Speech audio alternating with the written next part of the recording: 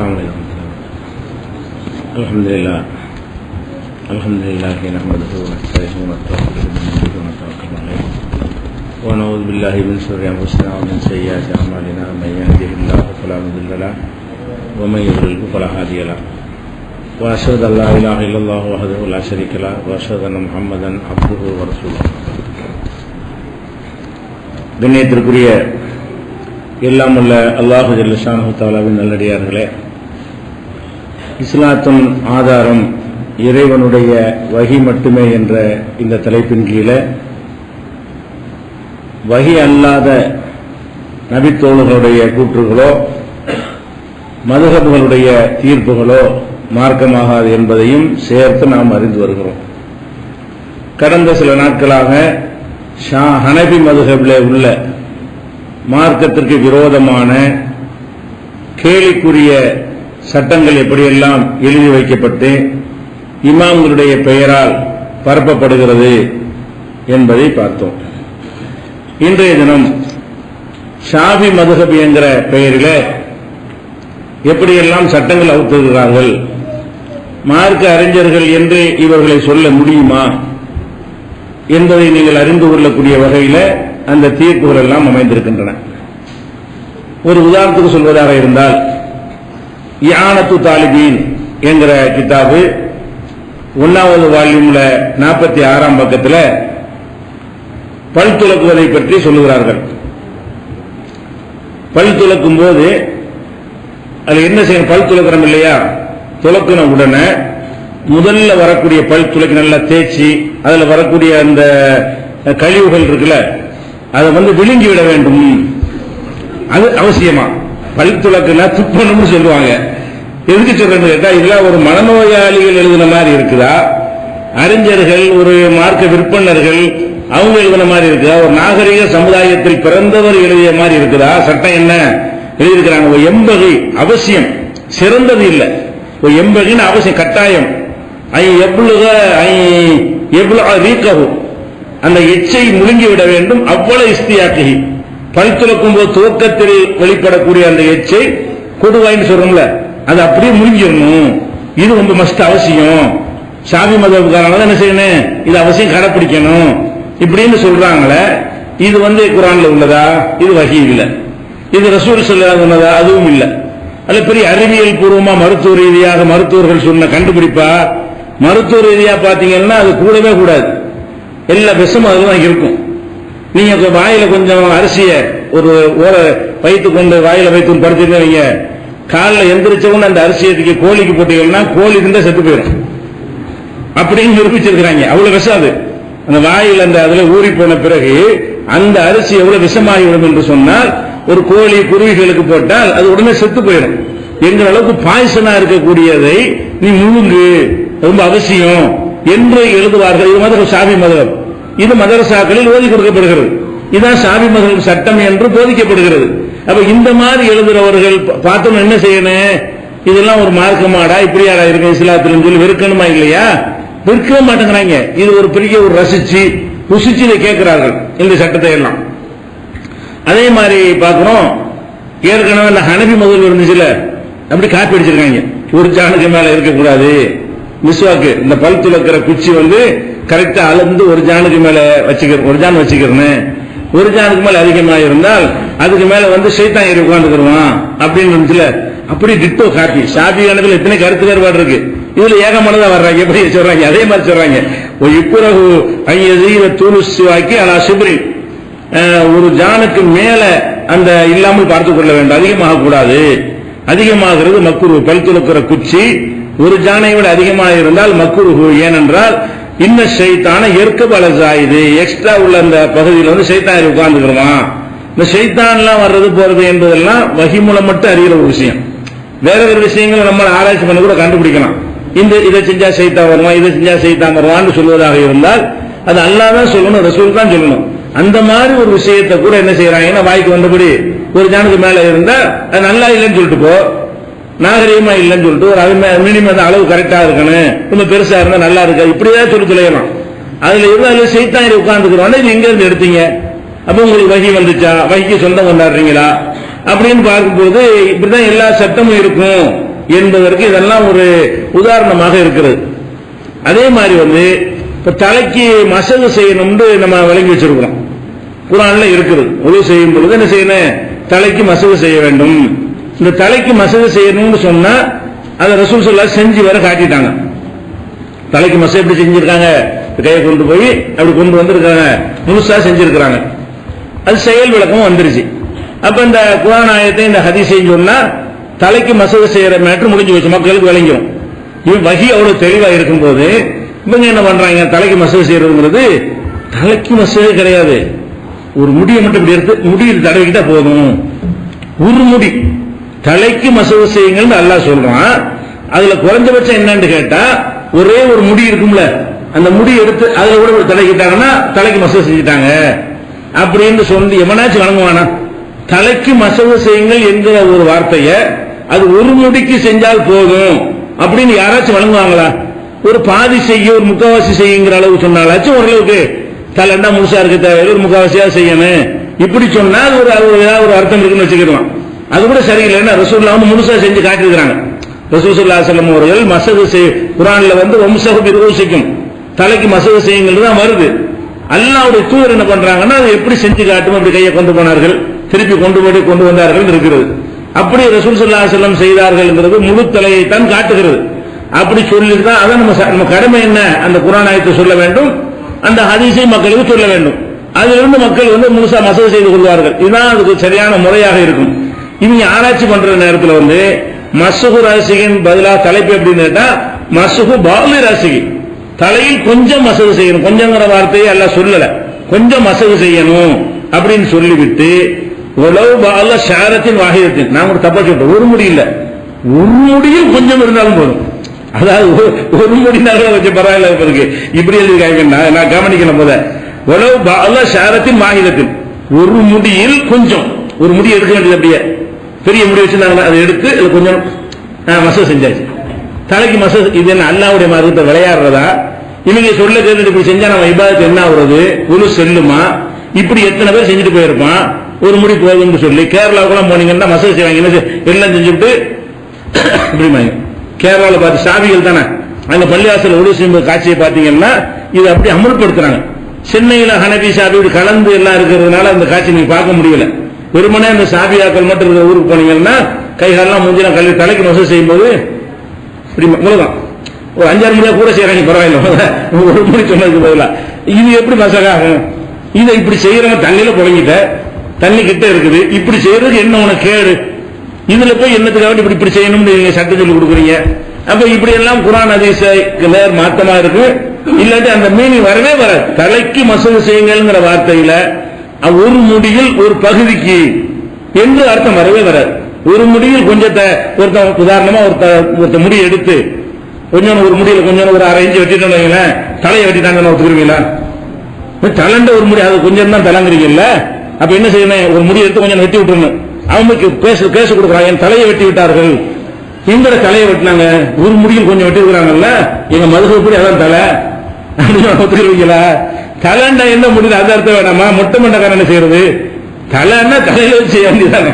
இப்படிலாம் இருக்கு காட்சி. இது எங்க இருக்குன்னு கேட்டா ஃபத்ஹுல் முயீன்ல 1வது வால்யூம்ல 52வது பக்கத்தில் இருக்கிறது. அது போக பொதுவாக இந்த சாராய கடையில் போய் செய்வாங்கன்னா பிஸ்மில்லா சொல்லி சாராயம் குடிப்பாங்க. குடிக்கிறது சாராயம், குடிக்கிறது கல்லுக்கடை, கல்லுக்கடை விட்டுட்டு பிஸ்மில்லா சொல்லியா அப்படின்னு எப்படி இருக்கிறது? 2 தப்பு. ஒன்னு குடிக்கிறது ஒரு தப்பு. அப்ப அல்லாஹ்வுடைய பெயரை சொல்லி கேவலப்படுத்துறது, மார்க்கத்தை கேலி கூத்தாக்குறது இன்னொரு வகையான தப்பு. இது நமக்கே தப்புன்னு வழங்க இல்ல. திருடும் பிஸ்மில்லா சொல்லிக்கலாமா? எழுதிக்க, நீங்க திருடும் போது பிஸ்மில்லா சொல்லி விட்டு பூட்டை உடைக்க வேண்டும், பிஸ்மில்லா சொல்லிட்டு கண்ணக்குள் வைக்க வேண்டும், பிஸ்மில்லா சொல்லிட்டு பொருளை தூக்க வேண்டும் சொன்னா இது பிஸ்மில்லா மதிக்கிறதா இஸ்லாத்தை காலி பண்றாரு? இது பிஸ்மில்லா மதிக்கிறது முஸ்லிம் செய்யறாங்கன்னு கேட்கணும். நீ திருடுற இப்படி சொல்லணும். இவன் என்ன பண்றான்னு கேட்டா ஒன்னும் செய்யற டைம் வந்துருச்சு, தண்ணி இல்ல, இன்னொரு வீட்டுல களவாண்டு வர்ற தண்ணியை திருடிக்கிட்டு தண்ணியை தண்ணி தட்டுப்பாடா இருக்கும், தேவையான காலமா இருக்கும் வச்சிருப்பாங்க. இப்ப தண்ணியை அபகரித்து திருடி கொண்டு அந்த தண்ணீரில் நீங்க உதவு செஞ்சாலும் பிஸ்மில்லா சொல்லிருங்க. கவனமா, திருடுறது மேட்டர் இல்லையா? தண்ணியை களவாண்டு உதவு செஞ்சா கூட என்ன செய்யணுமா?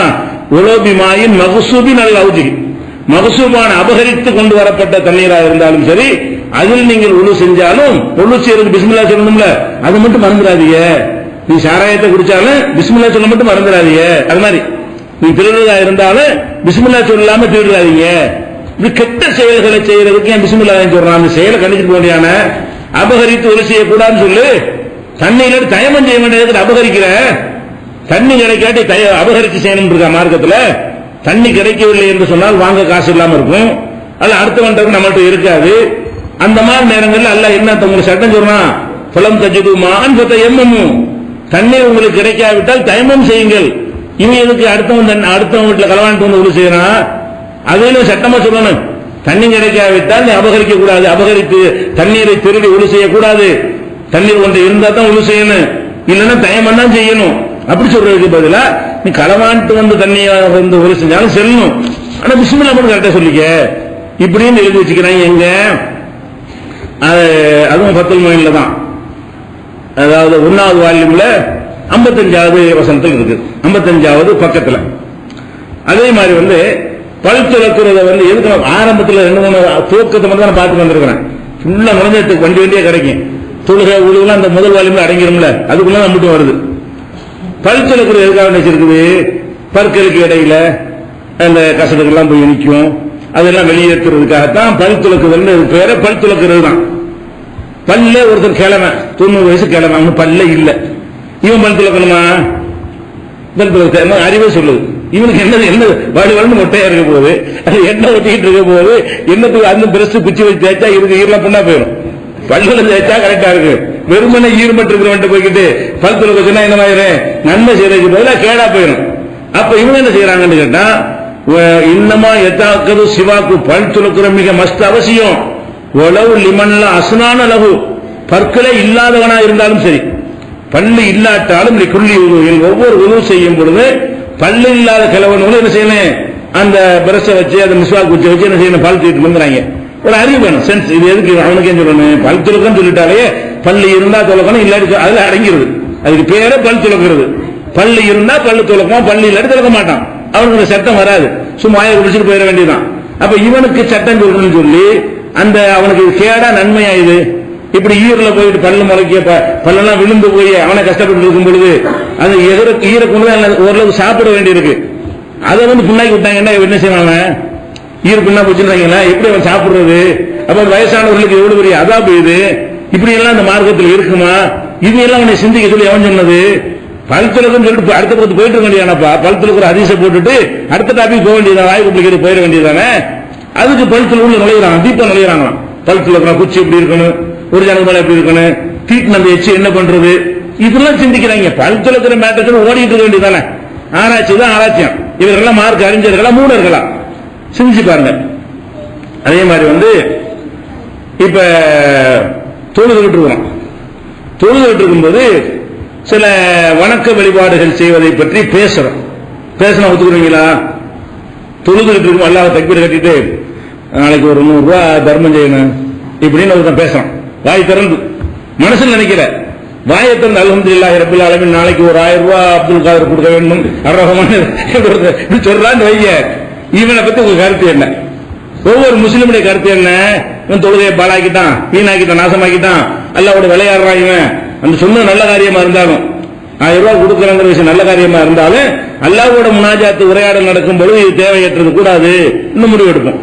இவன் என்ன செய்யறாங்கன்னு கேட்டா பேசலாம். தொழுகையில் என்ன செய்யலாம், இந்த மாதிரி விஷயங்களே நல்ல காரியங்களை பேசிக்கலாம். ஆனா கண்டிஷன் என்னன்னு கேட்டா அரபியில் மட்டும் பேசணும்.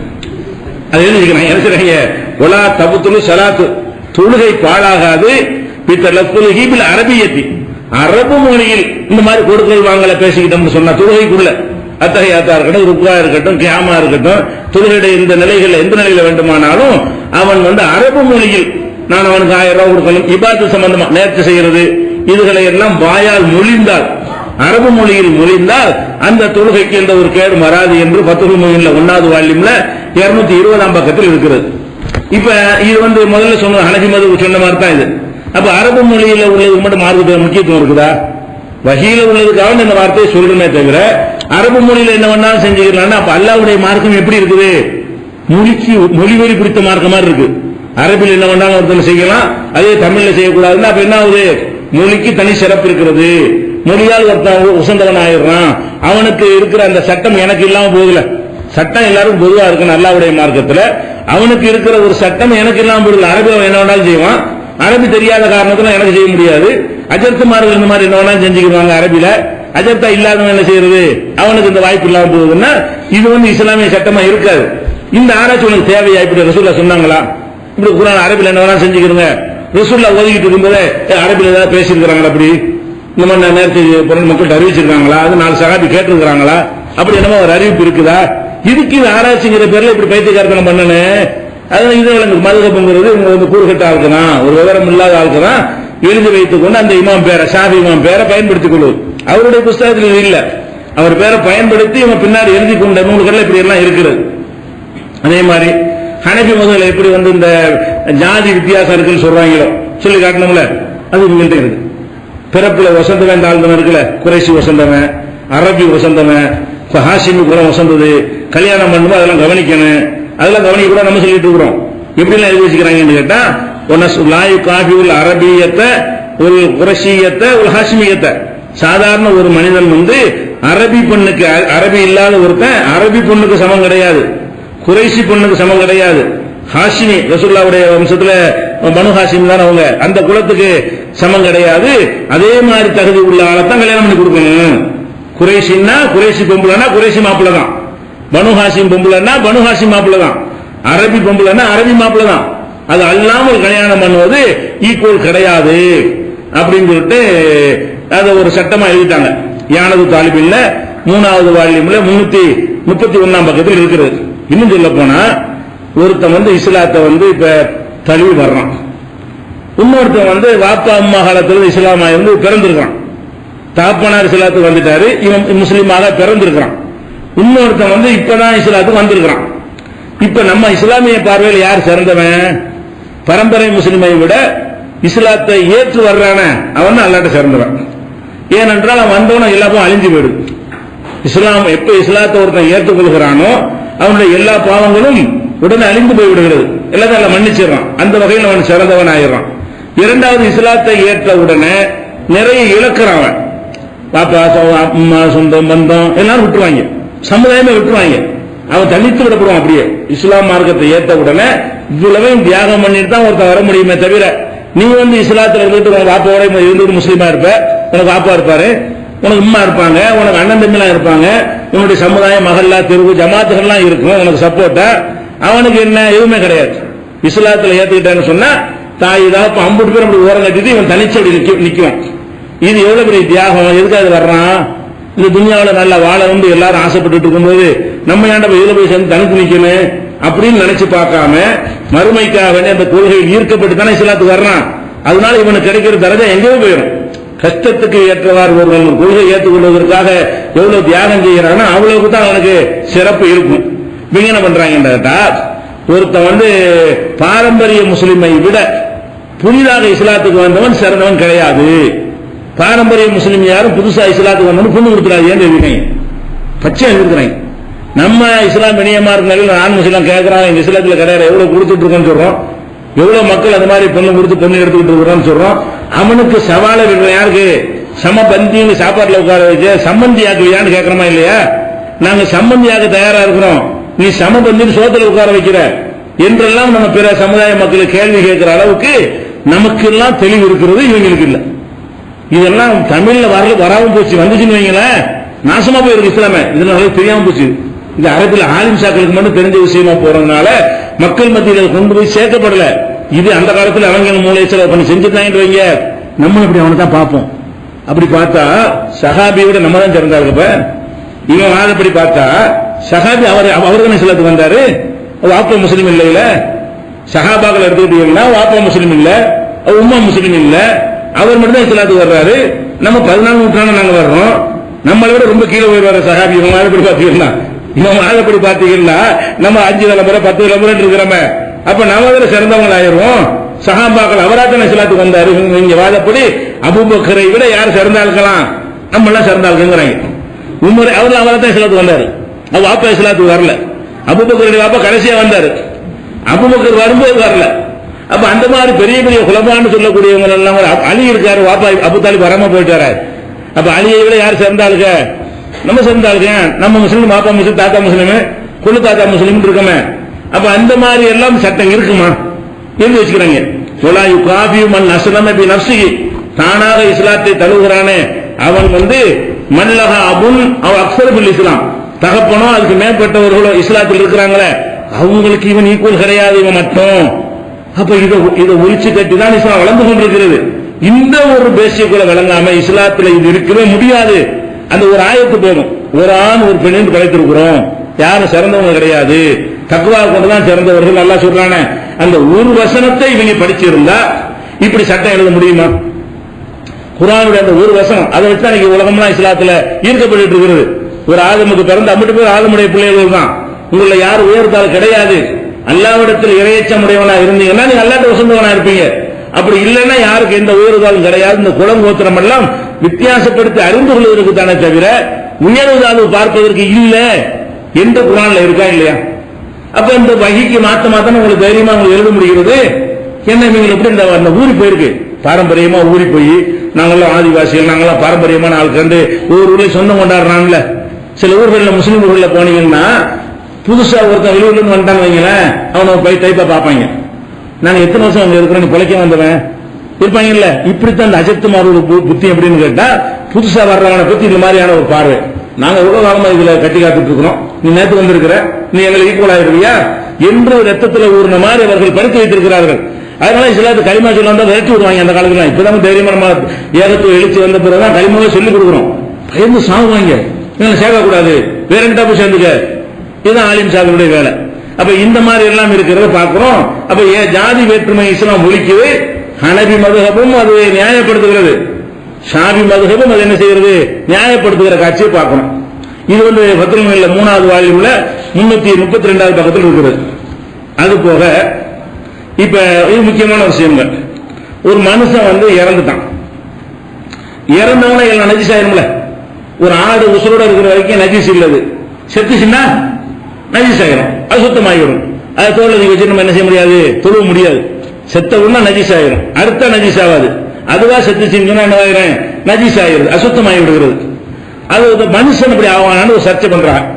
மனிதன் இறந்து விட்டால் அவன் நஜீஸ் ஆவானா ஆக மாட்டானா? மனிதன் சிறந்த படைப்பா இருக்கிறதுனால அவன் திங்க உண்ணக்கூடிய பிராணி இல்ல, மனுஷனை அறுத்த சாப்பிட போறான் இல்ல, இருந்தாலும் அவன் சிறந்த படைப்புனால மனுஷன் மனுஷனுடைய உடம்பு என்ன இல்ல, நஜீஸ் இல்ல சொல்றாங்க. இது பிரச்சனை இல்ல, இது மேட்டர் ஆராய்ச்சி நிமித்தம் வருது. மனிதன் என்ன இல்ல, நஜீஸ் இல்லை சொல்லிவிட்டு மனிதனுடைய ஜனாசா நஜீஸ் இல்லை. இதே மாதிரிதான் ஜின்களுடைய ஜனாசாவும் மலக்கு ஜனாசாவும் நஜீஸ் இல்லை எழுதிக்கிறாங்க. நேற்று என்னது, மனிதனுடைய பாடி நஜீஸ் இல்லை ஒத்துக்குவோம். மலக்குடைய ஜனாசா எங்க இருக்கு? மலக்கு எப்ப செத்தாரு, மலக்குடைய பாடி நம்ம எங்க பார்த்தோம்? மலக்குடைய ஜனாசான்னு எழுதுறான், அது அந்த அறிவு கூட இல்லையா? மலக்குன்னா என்னன்னு எனக்கு தெரியலையா? ஜின்னுடைய ஜனாசா எடுத்து ஜின்னு தொடலாமான்னா ஜின்னுடைய ஜனாசாண்டா அது என்ன இல்ல, நஜீஸ் ஆகாது. மலக்குடைய ஜனாசாண்டா நஜீஸ் ஆகாதுன்னா மலக்குக்கு ஜனாசா இருக்குதா? நம்மள மாதிரி கண்ணால் பார்க்கக்கூடிய உடல் அமைப்பு உங்களுக்கு எல்லாம் கொடுத்துருக்கானா? இருந்து நம்ம கண்ணு யாராட்டம் முன்னாடி மலக்கு செத்து நம்ம பார்த்திருக்கிறோமா? மலக்குல கொண்டு அடக்கம் செய்ய போறோமா? இப்ப என்ன செய்யறாங்க, மனுஷனுடைய உடம்பு நஜீஸ் ஆகாதுன்னு நிறுத்திக்கிட்டா ஒரு சராசரி மனுஷன் வச்சுக்கிறாங்க. மலக்குடைய பாடி நஜீஸ் இல்லைன்னு சொன்னா, மலக்கு செத்தாரையானால் அந்த மலக்குடைய உடம்பு நஜீஸ் இல்லைன்னு ஒருத்தன் சொல்லுவானையானால் இவன் யாரு? இவனுக்கு மலக்கை பத்தி அறிஞ்சிருக்கானா? இவன் ஆலிமா, ஆய்வாளர்களா? இதான் ஷாஃபி இமாம் இப்படியே சொல்லுவாரு. அந்த பெரிய மேதையுடைய பெயரை பயன்படுத்திக் கொண்டு அவர் பெயரால புத்தகத்தை எழுதி கொண்டு மலக்குடைய ஜனாசா நஜீஸ் எழுதி வைத்திருக்கிறார் என்று சொன்னால், அப்ப இவங்க ஒரு மனநோயாளிகள் வருவதா இல்லையா? அறிஞர்களை கணக்கில் எடுத்துக்கொள்ள முடியாது. இவங்க மனநோயாளிகளுக்கு அந்த மாதிரிலாம் உணர்வை சம்பந்தமா உணர்றது என்ன? உலகத்தில் நடக்காத விஷயத்தெல்லாம் நடக்கிற மாதிரி பேசுற மனநோய் தானே. மலக்கு ஜனாசான்னு ஒண்ணு கிடையாது, அது இருக்குங்கிற ஒரு சட்டம் சொன்னாண்டா அவ பாத்துக்க. இது எங்க இருக்கு மலக்கு ஜனாசா? யானது கல் பஷரை, மனிதனை போலதான். அது ஜின்னு ஒரு மலக்கு, ஜின்களும் மலக்குகள் மனிதனை போலத்தான். இதுக்கு இந்த ஜனாசா தாபி தான் சொல்றாங்க. அன்னக்குள்ள மின்ஹும் அஜிசாமுல் லஹா மைத்தத்தும் பெரிய தாயிரத்தும், இவைகளுக்கு இவைகள் இறந்து விட்டார்கள் என்று சொன்னால் அந்த உடம்பு தாகிரத்தும் சுத்தமானது என்கிற விஷயத்தில் மனிதனை போலதான் ஜின்களும் மலக்குகளும் அப்படின்னு சொல்லி யானது தாலிபில் 1வது வால்யூம்ல 90ஆம் பக்கத்தில் இருக்கிறது. அப்ப இது பார்க்கும்போது நமக்கு தெரிகிறது நம்ம எவ்வளவு பரவாயில்லை, நம்ம 7 வருஷம் படிக்காத நம்ம எவ்வளவு நினைக்கிற மாதிரி இருக்கா இல்லையா?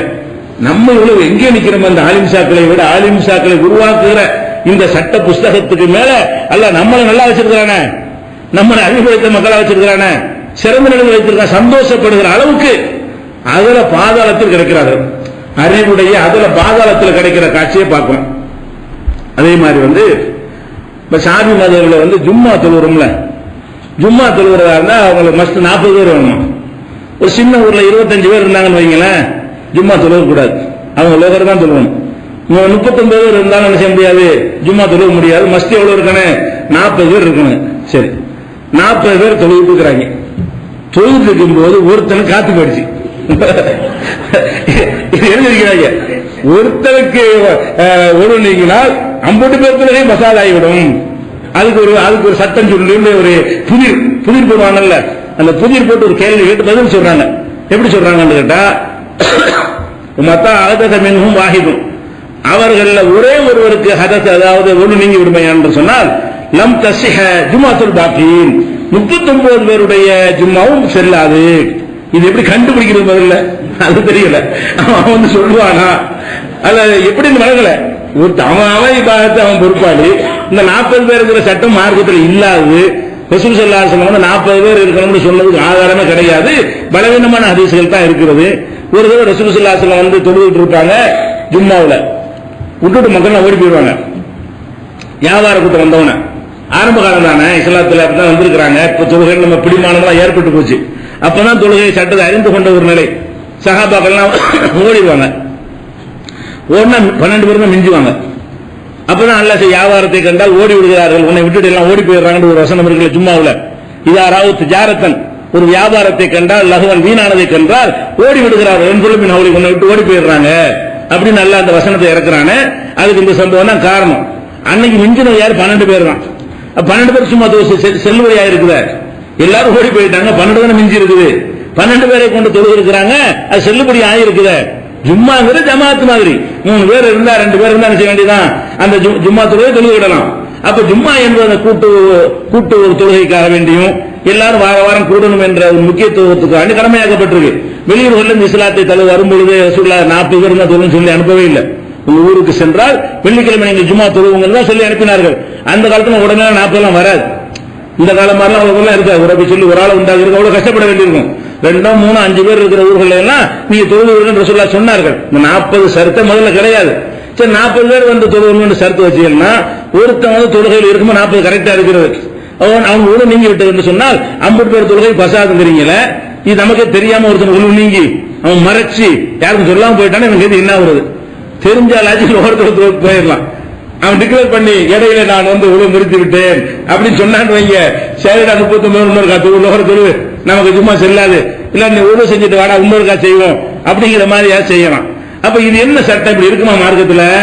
அவ இந்த மாதிரி எல்லாம் சட்டத்தை என்ன செய்யறாங்க, எழுதி வைத்திருக்கிறார்கள்.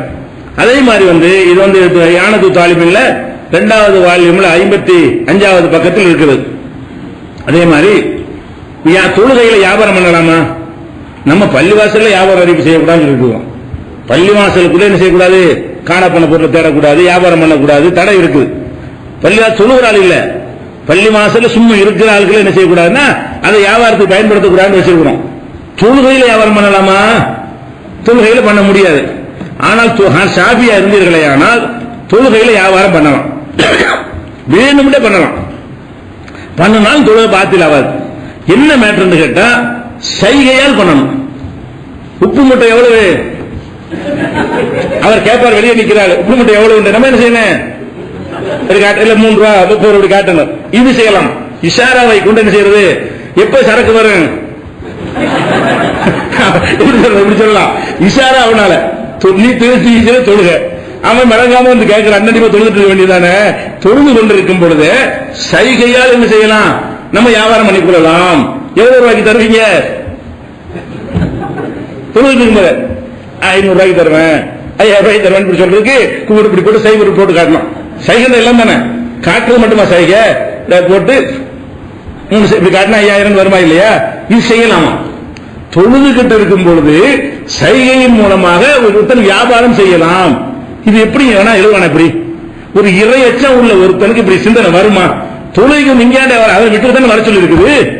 வியாபாரம் ஒரு நேரம் பண்ணிட்டு இருந்த தொழுகைக்கு வந்து இங்க உட்காந்து வியாபாரம் அவன் கேட்பான முதல்ல மக்கள் வந்து தொழுறாரு அப்படிதான் சொல்லுவான். இவங்க அப்படி ஒட்டுமொத்த சமுதாயம் இருந்திருக்காங்க, விளைஞ்சிருக்காங்க. அவனும் இப்படித்தான் இருக்கான், தொழுகையை பற்றி வாங்குறவன் அப்படித்தான் இருந்திருக்கான், விற்கிறவன் அப்படித்தான் இருந்திருக்கான். அவனும் வந்து கேட்க பாருங்களேன், இது எவ்வளவு விலைன்னு கேட்பானா, இவர் விற்கிறான்னு கேட்பானா, விற்கிறான்னு சொல்லலாமா? உன் வீட்டை எனக்கு விலைக்கு தெரியா? அல்ஹம்துலில்லாஹ் ரப்பில் ஆலமீன். இது இது என்ன இந்த மார்க்கம்? இது உங்களை ஏற்றுக்கொள்ள முடியுது? ஆனா சாதி மதம்ல இருக்கு. இதைத்தான் 7 ஆண்டுகள் படிக்கிறார்கள். இந்த சட்டத்தை படிக்கும்போது விமர்சிக்க மாட்டார்கள், சிரிச்சு சிரிச்சு அப்படிலாம் சொல்லலாமா என்று என்ன செய்வாங்க, இது பத்துவா மாதிரி இதை வந்து வாராந்திர பயான்ல பேசுவார்கள். உங்களுக்கு ஒரு சட்டம் தெரியுமா? இது தெரிஞ்சுக்கணும். தொழுகை கொண்டிருக்கும் பொழுது இப்படி சைகையெல்லாம் பண்ணி பயானுக்கு ட்ரைனிங் கொடுப்பாங்கல்ல வாரம். அதுக்கு இந்த அஜர்த்து மாதிரி இது எடுத்து டாபிக் எடுத்து பேசுவார்கள். இந்த மாணவர்களா இருக்கும் பொழுது நாங்கெல்லாம் பேசி இருக்கிறோம். இது பெரிய பயங்கரமான தத்துவம் கண்டுபிடிப்பு மாதிரி இப்ப தெரியும் முட்டாள்தனம். அப்ப இந்த மாதிரி எல்லாம் அந்த சட்டங்களை தொழுகையில் இருக்கும் பொழுது எப்படி இருக்காங்க? ஃபலவ் பாபி ஸலாத்திஹி, தொழுகையில் இருந்து கொண்டு ஒருவர் விற்றால் விற்கிறது, பில் இஷாரத்தை சைகையால் விற்பனை செய்தால் இன்னா கதல் பையோ, வியாபாரமும் செல்லும், வலா தபுத்துரு ஸலாத்து, தொழுகையும் பாடாது, வியாபாரம் வேற செல்லுமா. தொழுகையில் இருக்கும் போது இப்படி சொன்னதுனால நீ தொழுகை சொன்னாலும் சொல்லிட்டே 2 ரூபாய் தரேன் குர்ஆன் போய்க்கலாம், கிளைம் பண்ணலாம், வியாபாரம் செல்லும். வலா தபுத்துரு ஸலாத்து, தொழுகை பாழாகாது. ஆமிதன் ஆலிமன், வேண்டும் என்ற தெரிந்து கொண்டு வியாபாரம் தான் பண்றோம் அறிந்து கொண்டு வேணும்னு செஞ்சாலும் சொல்லிட்டு வர்றது, நான் போறேன் தொழுகை நீ ஏதாவது பொருளை கேளு நான் விற்கிறேன் அப்படி சொல்லிட்டு போய் செஞ்சாலும் கொடுமா. தற்செயல் நடக்க தேவையில்லை, வேண்டும் என்று இதான அர்த்தம். நான் இப்ப தக்பீர் கட்டுவேன், அப்ப விற்கிறான்னு கேளு, நான் தொழுகும் போது உனக்கு விற்பேன், நீ அப்ப வாங்கிக்க என்று சொல்லிட்டு போய் இப்படி செஞ்சாலும் அவன் தொழுகை செல்லும். இவங்கள என்ன பண்றது? இந்த மாதிரியான ஆட்களுக்கு காபி ரூபா கொடுப்பாடுவாளா? இவங்க நமக்கு காபி ரூபா கொடுக்குறாங்க. யாரு? அல்லாஹ்வுடைய கலாம்ல விளையாடுறவங்க, தொழுகையில விளையாடுறவங்க, அல்லாஹ்வை கேலி பொருளாக்குறவங்க. எதுக்காக வேண்டிய இந்த தொழுகை இபாதத்தெல்லாம் மார்க்கத்தில் கடமையாக்கப்பட்டிருக்கோ அதெல்லாம் அர்த்தமற்றதா ஆக்குறவர்கள் இவர்கள் என்ன லிஸ்ட் அல்லாஹ் நிற்பாங்க. சாதாரண குற்றம் நம்ம சிரிச்சுட்டு போயிடுறோம். அல்லாஹ்வுடைய கோப பார்வை இறங்குமா இறங்காதா? என்னுடைய மார்க்கத்தில் இப்படி என்னடா விளையாடுறீங்க? என்னுடைய மார்க்கம் என்னுடைய வகையை கொடுத்து தூதரை அனுப்பி அடி போத வாங்கி தியாகம் பண்ணி ஊர் விளக்கம் செய்யப்படி எப்படி வளர்த்த ஒரு மார்க்கத்தை இப்படி உட்கார்ந்து நாசமாக்கி கேட்க மாட்டான்.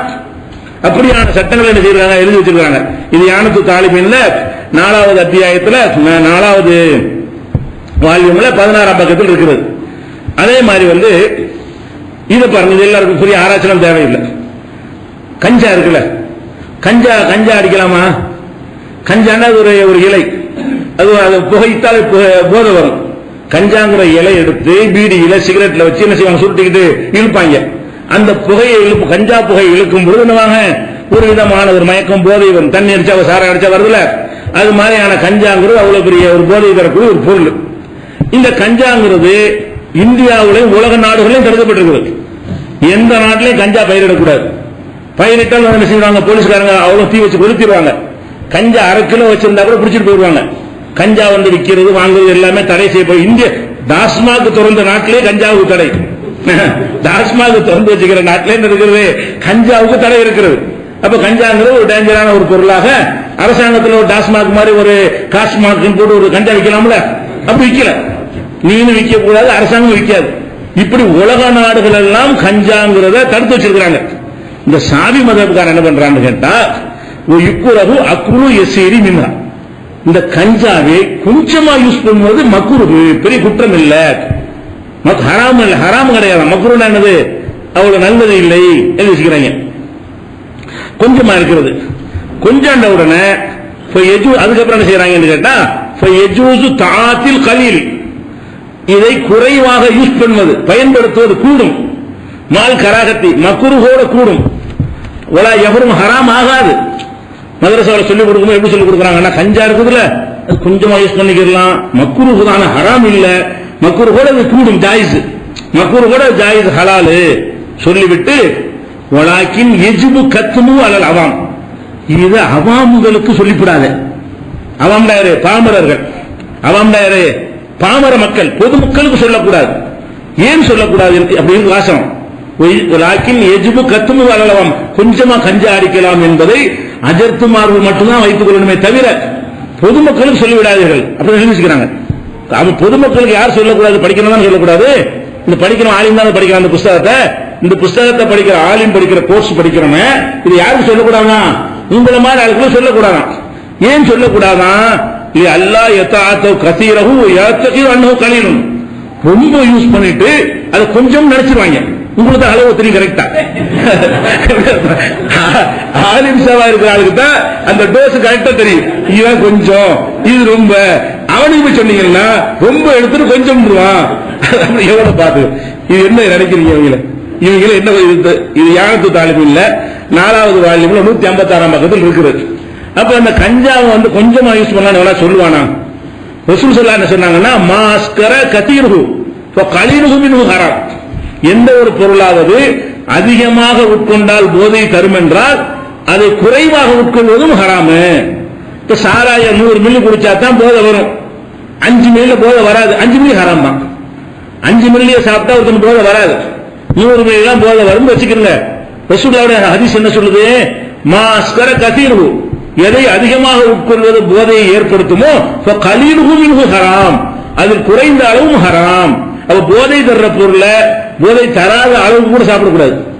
போதை தர்ற பொருளாக இருக்குமே ஆனால் போதை தராத அளவுக்கும் சாப்பிடக்கூடாதுங்களா இல்லையா? அப்ப கஞ்சாமல் வருமா இல்லையா? அப்ப கஞ்சா இப்படி கம்மியா யூஸ் பண்றது, கம்மியே அது கம்மியா சாப்பிட்டாலே போதை வருமே. கஞ்சாவை பொறுத்த வரைக்கும் ரொம்ப செய்ய தேவையில்லை, ஒரு பீடியிலே வந்துருது. பீடி இழுத்து நிக்கிறாங்களே, அவன் லிட்டர் கணக்கு கிலோ கணக்கு கஞ்சா வாங்க வேண்டியதில்லை, சும்மா இவ்வளவுதான் கொஞ்சம் தான். பீடியில் எவ்வளவு சுத்த முடியும்? ஒரு பீடிக்குள்ள அதுல கொஞ்சம் இலையெல்லாம் வச்சிருப்பாங்க, அதை பிரிச்சு என்ன செய்வாங்கன்னா இந்த இலையை கொஞ்சம் சேர்த்து சுத்துவாங்க. அதே வைக்க முடியும் பீடியில பாரு, கொஞ்சம் வைக்க முடியும், அந்த கொஞ்சத்துக்கு போதை வருது. அப்ப கஞ்சா என்பது நிறைய கிலோ கணக்கில் வச்சா தான் போதை வரும் கிடையாது, கொஞ்சம் இருந்தாலே போதை வந்துடும். அப்ப அந்த கொஞ்சம் இருந்து போதை வரணும் ஹராம் என்று வரணும், தவிர்க்கணும். இப்ப ஆலிம் ஷாக்களுக்கு சட்டம் எப்படி சொல்லி கொடுக்கறான்னு கேட்டா, அப்ப இவங்க கஞ்சா அடிச்சுட்டு தான் ஃபத்வா கொடுக்குறாங்களா நம்ம கேட்கிறோம். மக்களுக்கு தெரியாம மறைக்கணும்னு வச்சிருக்கீங்கள, அப்ப நீ அதை அடிச்சுட்டு அந்த போதையில் உட்கார்ந்து இந்த ஆராய்ச்சி எல்லாம் பண்ணி தான் இப்படித்தான் பள்ளி இல்லாட்டி பேச, அதுதான் காரணமா இருக்குன்னு நினைக்கிறேன். பள்ளி இல்லாதவங்களுக்கு மிஸ்வாக் பண்ண சொல்றது, முழுங்க சொல்றது எல்லாம் காரணம் என்ன? கஞ்சா அடிச்சுட்டு ஆராய்ச்சி பண்றது. ஆராய்ச்சி கொண்டு வாயில வந்து சொல்ல வேண்டியதானே? அப்ப விளங்குதா இல்லையா?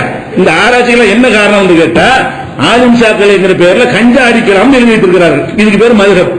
ஷாஃபி இமாம் வந்து அவங்க கொல்ல மாட்டாரு. ஷாஃபி மதுஹப் தெரியல, அந்த இமாம் இன்னைக்கு இருந்தா என்ன ஆயிருக்கு? அவ்வளவு டேஞ்சரான விஷயங்களை கஞ்சா குடிக்கலான்னு எழுதி வச்சுக்கிறாங்க. உலகத்தில் எவனும் இல்லாத ஒன்று, எல்லா நாடுகளும் தடை செய்திருக்கிற ஒன்று. அதை வந்து இவங்க மதரசாவில் பாடமா இது கேஸ் கூட போல நினைக்கிறேன். கஞ்சா குடிக்கலான்னு எழுதி வச்சிருக்காரு, கோர்ட்ல கேஸ் போட்டா கூட சிக்கல்ல உண்டாக்கலாம் நினைக்கிறேன். அப்படி இருக்கு. அடுத்ததாக வந்து குர்ஆன் இருக்குல்ல, குர்ஆனுக்காக வேண்டி எழுந்து நிற்க வேண்டும் சுன்னத்து. நீ உட்கார்ந்துருக்கல, குர்ஆன் அப்படி கண்ண எந்திரிச்சு குர்ஆனை யாராவது காட்டிவிட்டால் என்ன செய்யணுமா? எழுந்து நிற்கிற சுன்னத்து. எது மாதிரி சுன்னத்து? கல் ஆலிமி, ஒரு ஆலிமை கண்டால் எழுந்து நிற்ப இப்படி சுன்னத்து, அதுவும் சுன்னத்து கிடையாது. ரசூல் ஸல்லல்லாஹு அலைஹி வஸல்லம் என்ன சொன்னாங்க? நீங்கள் அமர்ந்திருக்கிற சபையில் நான் வந்தால் எனக்கா எழுந்திருக்க கூடாது ரசூலுல்லாஹ் சொன்னாங்களா இல்லையா? அப்ப நாங்கள் எழுந்திருக்க மாட்டோம். நாங்கள் அமர்ந்திருக்கிற சபைக்கு அனசரிலான்னு சொல்றாங்க. நாங்கள் அமர்ந்திருக்கிற சபைக்கு ரசூல் ஸல்லல்லாஹு அலைஹி வஸல்லம் வந்தார்களே ஆனால் நாங்கள் ஒருத்தரும் எழுந்திருக்க மாட்டோம். ஏனென்றால் அது அவர்கள் நஞ்சாக வெறுப்பார்கள்.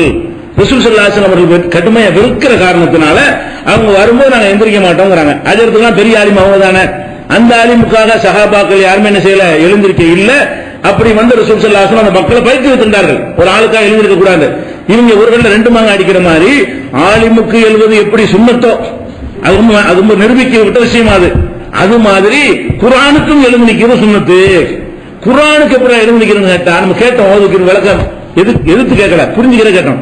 குர்ஆனுக்கு எழுந்து நிக்கிறேன் எப்படி? அஜர்த்துனா வருவாரு எந்திரிச்சு நிக்கலாம் அப்படின்னு கேட்கும்போது விளக்கம் சொல்றேன். அஜர்த்து என்னன்னா, நீ உட்கார்ந்து இருக்கிற, நான் குர்ஆனை காட்டுறேன், எந்திரிச்சு நின்றுணும்.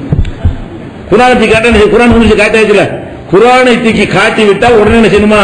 எந்திரிச்சு நிக்கணும்.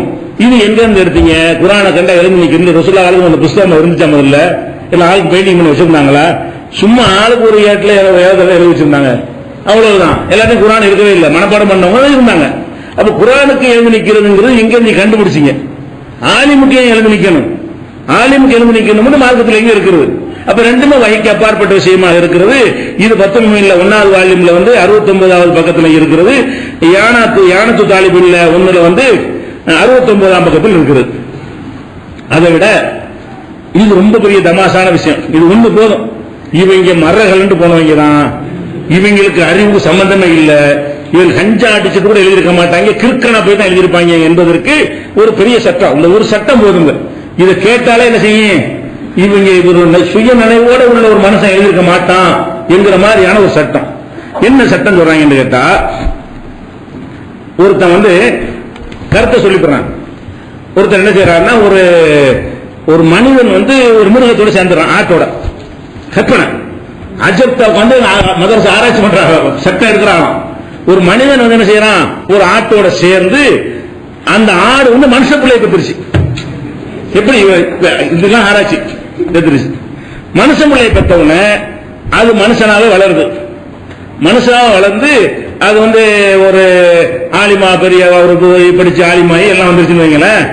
அவரை இமாமத்து செய்ய வைக்கிறாங்க பெருநாளைக்கு.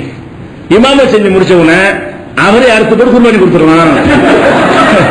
ஆட்டுக்கு பிறந்திருக்காருல்ல, அவர் எதுக்கு பிறந்திருக்காரு, எங்களுக்கு இமாம் குத்பா நடத்தினாரு, தொழிலை முடிச்சு அவரே குர்பானி கொடுத்துட்டோம். ஏனென்றால் அவர் ஆட்டுக்கு பிறந்திருக்கிறாரு. இதெல்லாம் ஒரு தமாசு மாதிரி தெரியுதா, ஒரு சுயநிலை உள்ளவங்க பேசுற மாதிரி தெரியுதா? யோசிச்சு பாருங்க. இது ஒரு ஆராய்ச்சி மாதிரியே தெரிகிறது. இந்த மாதிரி நிறைய எழுதுக்கிறாங்க. அதே மாதிரி ஒரு இப்படி பண்றாங்க, இதானது ஆதமியும் நல்ல கல்வத்தின் ஹிஞ்சுரத்தின். ஒரு மனிதன் பொட்ட நாயோட சேர்ந்தான் அல்லது பன்றி பொட்ட பன்றியோட சேர்ந்து அதுல ஒரு பிள்ளை பிறந்து விட்டால் அது மனுஷன் மாதிரி இருந்தால் அது நஜீஸ், அது அவனை தொடக்கூடாது, அவன் நஜீஸ் ஆயிரும். இப்பெல்லாம் பிறக்காது, முதல்ல அப்படிலாம் பிறந்து வாழாது. அதாவது முதல்ல ஒரு இந்த மாதிரி கிராஸா உள்ளதெல்லாம் அது நெருக்கமான இனங்களுக்கு மத்தியில் நடக்கும். குதிரை கழுதைக்கு அது மாதிரிலாம் நடக்கும். இப்படிலாம் முதல்ல சயின்டிபிக்காக அப்படி ஒன்று பிறந்து ஒரு ஆடு மனுஷன் சேர்ந்து மனுஷ பிள்ளையை பத்தி பாத்திருக்கீங்களா? அப்படி என்ன உலகத்தில் வாழ்ந்துட்டு இருக்கிறானா? அப்படி வாழலாம் கிடையாது, அப்படி இருக்கவும் செய்யாது. இவன் நான் கேட்கிறேன்னா, இந்த மாதிரியான ஒரு செயல்கள் உள்ளவனை பத்தி இவங்க சிந்திக்கிறாங்க. அவனை பிடிச்சி கொண்டுட்டு போங்கடா, தண்டனை கொடுத்து போயிட்டு இருக்க வேண்டியதானே. இவன் ஆட்டோட சேர்ந்தா என்ன, மாட்டோட சேர்ந்தா இது ஏன் ஒரு அதுக்கு சட்டத்தில் வர்றாங்க. அந்த செயல கூடாதுன்ற ஒரு விஷயம் இருக்கும் பொழுது இதுவும் அதுவும் சேர்ந்து இப்படி பிள்ளை பெத்தா என்ன, அதுவும் இதுவும் சேர்ந்து இந்த பிள்ளையை போட்டா என்ன, நாயும் பண்ணியும் சேர்ந்து கழுத குட்டையை பெத்தா என்ன, இப்படி வருது. இந்த மாதிரி உட்கார்ந்து ஆராய்ச்சி பண்றாங்கன்னா இது மார்க்க அறிஞர்கள் செய்யற ஒரு வேலையா? இந்த சட்டத்தின் மெம்பர்ல சும்மா இந்த பெருநாள் நோம்பு பெருநாள் இந்த ஆலிச்சாக்க சவால வர்றோம், எல்லா பொதுவாக சொல்லுவாங்க அந்த சட்டத்தை. இந்த சட்டம் எழுதி வச்சுக்கிறேன் இல்லையா, அந்த மாதிரி குர்பானி அஜர்த்த குர்பானி கொடுக்கிற சட்டத்தை நீ சொல்லு, உனக்கு என்ன செய்யறாங்கன்னு பாரு. அப்ப மக்கள் மதுரப்புல உள்ளவனை கொதிச்சு கொந்தளிக்கிற ஒரு விஷயங்களை எல்லாம் மதுரப்பு சட்டம் என்று எழுதி வைத்திருக்கிறார்கள். அதாவது லவுனசா கல்புன் ஹின்சீரும் ஆதமியத்தின் இதெல்லாம் நோன்பு நாட்களில் பேசுவதற்கு நமக்கு அருவருப்பா இருக்கிறது, எழுதி வச்சுக்கிறாங்க. ஒரு நாய் பன்றி ஒரு பெண்ணோடு சேர்ந்து விட்டால், வலது ஆதமியன் அவள் ஒரு மனுஷனை பெற்றெடுத்தால் காணல் வலது நஜிசன், அந்த குழந்தை நஜிசாகிவிடும். ஆனால் அவன் தொழுக வேண்டும், நஜிசான தொழுமா, அவன் தொழுக வேண்டும், அந்த மன்னிக்கப்பட்டு விடும், அவன் இமாமத்து செய்யலாம், பள்ளிவாசலுக்கு வரலாம், அப்படி எல்லாம் சொல்லி என்ன செய்யறாங்க. இதெல்லாம் நடக்காத ஒன்றுக்கெல்லாம் கற்பனை செஞ்சு எழுதி வச்சுக்கிறாங்க. இந்த குர்பானி கொடுக்கிற விஷயத்தை எங்க இருக்குன்னு கேட்டா இந்த வருது பாருங்களேன். லவ் நசா அரபில வாசிக்கிற அஜித்குமார் தெரியணும்ல, நாளைக்கு நீ காட்டுவதற்காக. லவ் நசா மாக்கூலும், ஒரு உண்ணத்தகுந்த ஒரு ஆண் பிராணி, மனுஷனா இருக்கலாம் ஆடா இருக்கலாம். அலா மாக்கூலத்தின், உண்ண அனுமதிக்கப்பட்ட ஒரு பெண் பிராணி, உண்பதற்கு அனுமதிக்கப்பட்டதுன்னா இது ஆடு மாடு ஒட்டகம், இது மாதிரி மானு, இந்த மாதிரி ஆடு மாடு ஒட்டகம் போன்ற மனிதன் உண்பதற்கு உரிய ஒரு ஆண் பிராணி, உண்பதற்கு உரிய ஒரு பெண் பிராணி ஒரு சேர்ந்து வலதத்து வலதன் அலா சூரத்தில் ஆதமி, மனித தோற்றத்திலே அது பிள்ளையை பெற்றெடுக்கிறது. இன்னஹு தாகிரும், அது சுத்தமானது. மாக்கூலும், அதை நம்ம சாப்பிடவும் செய்யலாம். ஹபிதல் குரான, அந்த மனுஷன் தோட்டத்தில் இருக்கிறவன் குரானை மனப்பாடம் செய்து அமில ஹத்தீபன், ஹத்தீபாக அவன் பணியாற்றி சல்லாபினா ஈதுல் அல்ஹா, ஈதுல் அல்ஹாவை ஹஜ்ஜி பெருநா தொழுகை நமக்கு தொழுகை நடத்தினானே, ஆனால் ஜாஸ் அயுல்லாஹா பிகி பாத்து தாளிக்க, அதுக்கு பிறகு அவனே பிடிச்சி குர்பானி கொடுக்குற கூடும். இப்படி எழுதுகிறாங்க. நேரடி கூடுக்கு விளங்கலாம் சொல்லல, நேரடி அர்த்தம் அப்படி இருக்குது. சில விஷயத்தை வச்சு சுத்தி வச்சுட்டு விளங்குவாங்க, அப்படி இல்லை. இது பச்சையா அப்படி எழுதி வச்சுக்கிறாங்க. அவர் ஹத்தீபா இருப்பாரா, அவர் முடிஞ்ச அவர் பிடிச்ச அர்த்தம் என்ன செய்யலாமா, குர்பானி கொடுக்கலாமா? அது எப்படி இது முதல் பகுத்தறிவு உள்ள ஒரு ரெண்டு பிராணிகள் சேர்ந்து பகுத்தறிவு உள்ள இனம் பிறக்குமா? அப்படி ஒரு வாய்ப்பு சான்ஸ் இருக்குதா?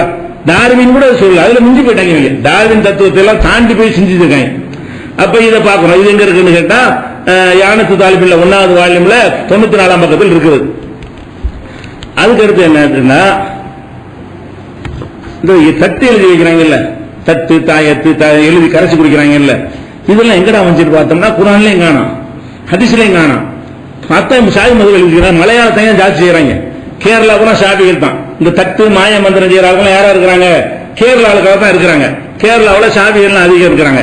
அவங்க என்ன சொல்றாங்கன்னு கேட்டா, உலா யுக்ரஹு குத்துபு ஷைஇமினல் குர்ஆனி ஃபீ இனாயின் யுஸ்கா மாஹுல் ஷிஃபா, அதாவது குர்ஆனுடைய வசனங்களை எழுதி அதை கரைத்து அந்த தண்ணீரை நிவாரணத்திற்காக குடிக்கிறது மக்ரூஹ் இல்லை, செஞ்சுக்க இப்படிங்கிறத என்ன செய்யறாங்க. யானத்து தாலிபில் 169 எழுதிக்கிறாங்க. இதுதான் அந்த அஜத்துமா தொழிலுக்கு உதவுது. இந்த கிதாபை தூக்கி பிடிக்க காரணம் என்னன்னு கேட்டா, தட்டு எழுதுறது, அதுல நிறைய சம்பாதிக்கலாம்ல. ஒடுக்குது இலையில எழுதுறது, மற்ற நாட்களில் தட்டுல எழுதி கொடுத்து பேய் பிசாசுன்னு போறாங்கல்ல, எழுதி கொடுத்து 9 நாளைக்கு வந்து கரைச்சு குடிங்க இப்படின்னு சொல்வதெல்லாம் கிறுக்குத்தனம்னு சொல்றோம். எழுதுறது வந்து மைய தான் கரையும். குர்ஆன்ல வரும். எழுதுனது ஒருத்தன் திட்டி எழுதிட்டு கரைச்சாலும் அந்த மை தான், அல்ஹம்துலில்லாஹ் எழுதிட்டு கரைச்சாலும் அந்த மை தான். ரெண்டே டெஸ்ட் கருப்புனா ஒரே ரிசல்ட் தான் வரும். அது ஒண்ணுமே இருக்காது.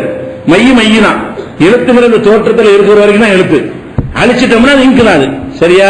அப்ப ஓதுறதுக்கு நன்மை இருக்குன்னு சொல்லி ஒத்துக்கிறோம். குர்ஆனை ஓதுறோமா, ஓதுறதுக்கு நன்மை, வகி அதே மாதிரி உச்சரிக்கிறதுக்கு நன்மை இருக்கிறது. அவங்க என்ன செய்யறாங்க என்று கேட்டா, எழுத்த கரைச்சு குடிக்கலாம் என்பது அது செய்யலாம், தப்பு கிடையாது, மக்ரூஹ் கிடையாது. அந்த பிசினஸ் எல்லாம் பண்றதுக்கு எது காரணமா இருக்கிறது, இது காரணமா இருக்கு. இது என்ன வகி? இதுக்கு எந்த குர்ஆன் வசனம் ஆதாரம்? கரைச்சு குடிக்கிறதுக்கு எந்த ஹதீஸ் ஆதாரம்? வருமானத்துக்காக இவங்க கண்டுபிடிக்கிறாங்க என்பது இதெல்லாம் நம்ம வருகிறது. அதே மாதிரி இன்னொரு விஷயம், நம்ம ஒரு கடையில போய் ஒரு தொழில் தைய கடைக்கு போறீங்க. தையல் கடையில போய் இந்த சட்டையை தச்சு கொடுங்க அப்படின்னு கேட்கிறோம். அல்ல ஒரு செலவு கடையில போய் இதை செலவு பண்ணித்தாங்கன்னு கொடுத்துட்டு வந்துடுவோம். கொடுத்துட்டு நாளைக்கு போய் கேட்கிறோம், சட்டையை தந்துட்டானா கூலி பேசாம தான் கொடுக்குறோம். நடைமுறையில தெரியும். நடைமுறையில் இருக்கு, சட்டை தைக்கிறதுனா உழவு, அயனுக்கு உழவு, இதுக்கு தெரியும். அதை தெரிஞ்சு நம்ம கூலி கொடுத்துட்டு வந்துட்டு இருக்கோம். ஷாஃபி மதுஹபா இருந்தா கொடுக்க தேவை கிடையாது. அவன் வாங்கும் போதே கூலி தரணும்னு சொல்லி வாங்கணுமா. சும்மா வாங்கி வச்சுட்டான்னு வைங்களேன், கூலி முதல்ல கேட்டியா, கூலி கேட்டியா நீ என்கிட்ட அப்படின்னு சொல்லிட்டு கூலி கொடுக்காம தயார் பண்ணலாம்னு எழுதிக்கிறாங்க. என்ன எழுதிக்கிறாங்கன்னு கேட்டா, ஒரு டெய்லர்ட்ட தன்னுடைய துணியை தைப்பதற்கு கொடுக்கிறான். அவ கசாரில் எஸ்ரஹு, அல்லது ஒரு வண்ணான்ட்ட துவைப்பதற்காக சலவைக்காக வேண்டி கொடுக்கிறான். அவ சப்பாகில் எஸ்பஹு, அல்ல சாயம் தேய்க்க சாயம் பூசு போடுவாங்கல்ல, சாயம் போட்டு தர்றது துணிகளுக்கு, அவன்கிட்ட கொண்டு இந்த துணி கொண்டு சாயம் ஏற்றிட்டாங்க, கலர் போட்டுட்டாங்கன்னு கேட்கிறான்.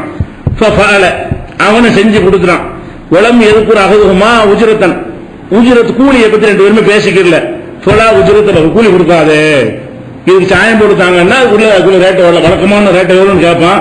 சில பேர் முந்தி கேட்டுட்டு கொடுப்பான், சில பேர் பெஞ்சி கொடுப்பான். டாக்டர் போய் பீஸ் பேசிட்டு ஊசி போடுறோம், எல்லாம் முடிச்சுட்டு எவ்வளவுன்னு கேட்போம். 20 ரூபாய் ஆனந்தர் முதல்ல சொன்னியா, சாபி டாக்டரா பார்த்து போங்க, இதை பிரித்து வச்சுக்கோங்க. நம்ம எதிர்பார்க்கல, சாபி மதம் டாக்டரா இருந்தா இதை பிரித்து வச்சுக்கிறேன். ஊசி எல்லாம் போட்டு காசு கேட்டாருன்னா தர முடியாது. முதல்ல சொன்னீங்களா ஊசி போட முந்தி இவ்வளவு ஆகும்னு சொன்னீங்களா, மாத்திரை டாக்டர் எவ்வளவு சொன்னீங்களா, ஒண்ணு சொல்லல, இல்ல தரமாட்டேன். ஏன் தரமாட்டேன்? நம்ம சொன்ன சாபி, நானும் சாபி, நம்ம சாபி சக்கா அப்படித்தான் இருக்குன்னு ஒத்துக்குவாரா? அப்படி எழுதிக்கிறாங்க. பத்துல்மையில 3வது வால்யூம்ல 119ஆம் பக்கத்தில் இருக்கிறது. அது மாதிரி ஒரு வயிற்றுல குழந்தை இருக்குல்ல, அது எவ்வளவு நாளைக்கு இருக்கும் அப்படின்னு கேட்டா, சயின்டிபிக்கா என்ன செய்யறாங்க, 287 நாள் அதிகமா கண்டுபிடிச்சிருக்காங்க. 30 மாசம், நம்ம 10 மாசம் சொல்லிடுறோம். 300 நாள் ஒரு கணக்கு சொல்லணும் வைங்களேன். கற்பத்தில் அதிகமா இருக்கிற நாள் எவ்வளவு? 287 நாட்கள் அதிகபட்சம். அது கம்மியாவும் குழந்தை பிறந்துடும். 287 நாள் தான் அதிகமா என்ன செய்யும், ஒரு குழந்தை, ஒரு கரு தாய் வயிற்றுல இருக்கும். இது எல்லாரும் தெரிஞ்ச ஒரு விஷயம். அதை விட ஜாஸ்தியான அர்த்தம் எடுத்துருவாங்க. அதுக்கு மேல போனா என்ன செய்வாங்க, தாய்க்கு ஆபத்து, குழந்தைக்கு ஆபத்து, அது சைஸ் பெருசா போச்சுன்னா பெரிய டேஞ்சர் ஆயிரும் எடுத்துருவாங்க. இதுல இன்னொன்னு என்னன்னு கேட்டா, உள்ள இருக்கும் பொழுது அது வளர்ந்து கொண்டே தான் இருக்கும். குழந்தையை பொறுத்த வரைக்கும் 3 மாச கருவு 4 மாச கருவு ஒரே வீட்டில இருக்கும், இருக்காது. 5 மாச கருவு 6 மாச கருவுக்கு மத்தியில பல அதிகமா இருக்கும். இவங்க என்ன செய்யறாங்கன்னு கேட்டா, ஷாஃபி மதுஹப்ல ஒரு கருவுடைய அதிகபட்ச காலம் 4 வருஷம். ஒரு கருவுடைய அதிகபட்ச காலம் என்னது?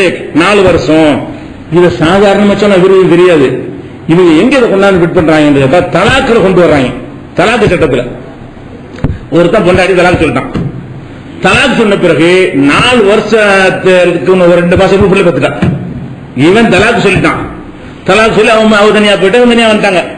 அப்ப 4 வருஷத்துக்கு 2 மாசம் தான் இருக்குது. அப்ப ஒரு பிள்ளையை பெற்றுட்டான். இவன் பிள்ளைதான். அது யார் பிள்ளை? 4 வருஷம் வரைக்கும் இருக்கலாம்ல. இவன் தலாக்கு விட்டா கூட இவனுடைய கருதம் வளர்ந்துட்டு இருந்திருக்கிறது. 3.5 வருஷம் வளர்ந்துதான் பெற்றிருக்கிறா இப்படின்னு சொல்லணுங்கிறானே. இது எவனாச்சும் ஏத்துக்கிறானே? இந்த அஜத் மதம் நடந்த ஏத்துக்குவாங்களா? ஏன் பிள்ளைன்னு ஒத்துக்குவாங்களா? அவங்களுடைய அந்த காலத்துக்குள்ள பிறந்தா என்ன செய்வாங்க? தலாக்கு விடுறோம், 3 மாசத்துல பிள்ளை பெற்றா இவன் பிள்ளைன்னு சொல்லுங்க.